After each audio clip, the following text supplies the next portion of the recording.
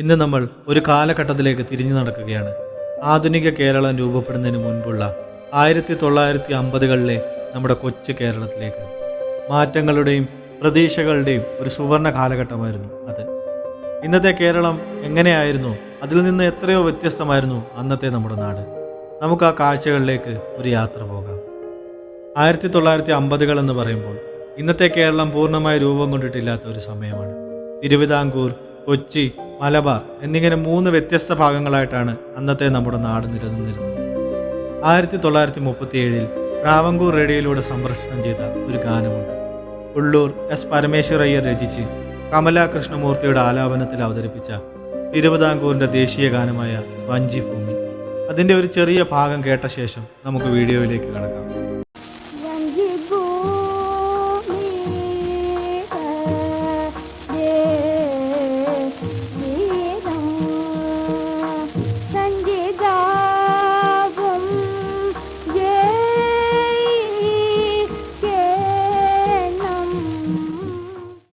ആശാടിസ്ഥാനത്തിൽ ഒരു സംസ്ഥാനം രൂപീകരിക്കുക എന്നതായിരുന്നു അന്നത്തെ ജനങ്ങളുടെ ഏറ്റവും വലിയ സ്വപ്നം.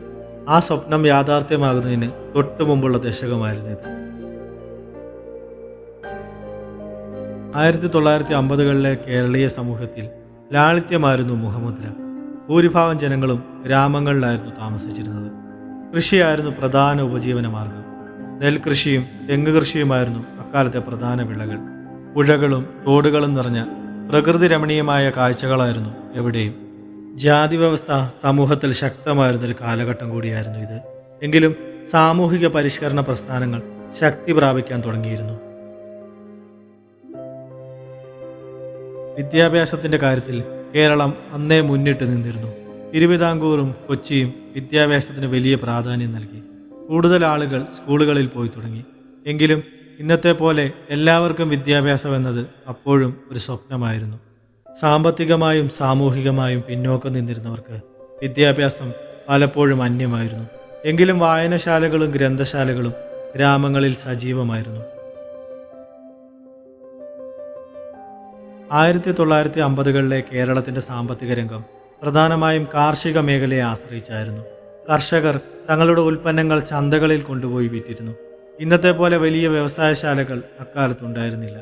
കൈത്തൊഴിലുകളും ചെറുകിട വ്യവസായങ്ങളുമായിരുന്നു അന്ന് നിലവിലുണ്ടായിരുന്നത്. തെങ്ങ് കയറ്റവും കയർ വ്യവസായവും മത്സ്യബന്ധനവും തീരപ്രദേശങ്ങളിൽ സജീവമായിരുന്നു. കലാരംഗത്ത് കേരളം എന്നും സമ്പന്നമായിരുന്നു. കഥകളിയും കൂടിയാട്ടവും പോലുള്ള ക്ലാസിക്കൽ കലാരൂപങ്ങൾ അന്നും സജീവമായിരുന്നു. നാടകങ്ങൾക്ക് വലിയ പ്രചാരമുണ്ടായിരുന്ന ഒരു കാലഘട്ടമായിരുന്നു അത്. റേഡിയോ ആയിരുന്നു അക്കാലത്തെ പ്രധാന വിനോദോപാധി. മലയാള സിനിമയുടെ ആദ്യ കാലഘട്ടങ്ങളും 1950കളിലാണ്. സാമൂഹിക വിഷയങ്ങൾ അവതരിപ്പിക്കുന്ന നാടകങ്ങൾക്കും സിനിമകൾക്കും അന്ന് വലിയ സ്വീകാര്യത ലഭിച്ചു. യാത്രാ സൗകര്യങ്ങൾ ഇന്നത്തേക്കാൾ വളരെ പരിമിതമായിരുന്നു അന്ന്. റോഡുകൾക്ക് വലിയ വികസനം ഉണ്ടായിരുന്നില്ല. പ്രധാനമായും കാളവണ്ടികളും സൈക്കിളുകളും കാൽനട യാത്രയുമായിരുന്നു ഗ്രാമങ്ങളിൽ സാധാരണ. നഗരങ്ങളിൽ ബസ്സുകൾ ഓടിത്തുടങ്ങിയിരുന്നു.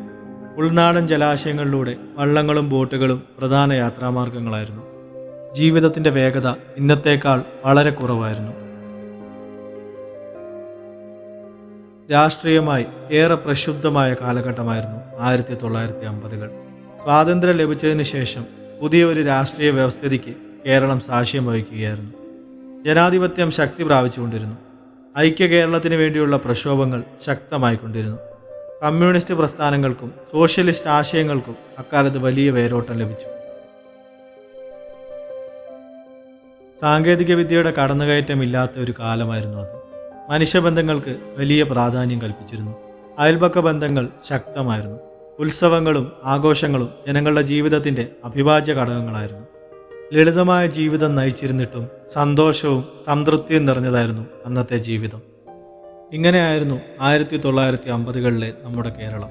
ഒരുപാട് പരിമിതികൾ ഉണ്ടായിരുന്നിട്ടും സ്വന്തമായൊരു സ്വത്വം രൂപപ്പെടുത്താൻ ശ്രമിച്ച ഒരു ജനതയുടെ കഥയാണത്. ആ കാലഘട്ടത്തിലെ അനുഭവങ്ങളാണ് ഇന്നത്തെ കേരളത്തെ രൂപപ്പെടുത്തുന്നതിൽ വലിയ പങ്ക് വഹിച്ചത്. ആ മാറ്റങ്ങളെ തിരിച്ചറിയുന്നത് നമ്മുടെ ചരിത്രത്തെയും സംസ്കാരത്തെയും കൂടുതൽ മനസ്സിലാക്കാൻ സഹായിക്കും. ഈ വീഡിയോ നിങ്ങൾക്ക് ഇഷ്ടമായി എന്ന് കരുതുന്നു. 1950കളിലെ കേരളത്തെക്കുറിച്ചുള്ള നിങ്ങളുടെ ഓർമ്മകളും അഭിപ്രായങ്ങളും കമൻറ്റ് ബോക്സിൽ പങ്കുവയ്ക്കുക. കൂടുതൽ വീഡിയോകൾക്കായി ഈ ചാനൽ സബ്സ്ക്രൈബ് ചെയ്യുക.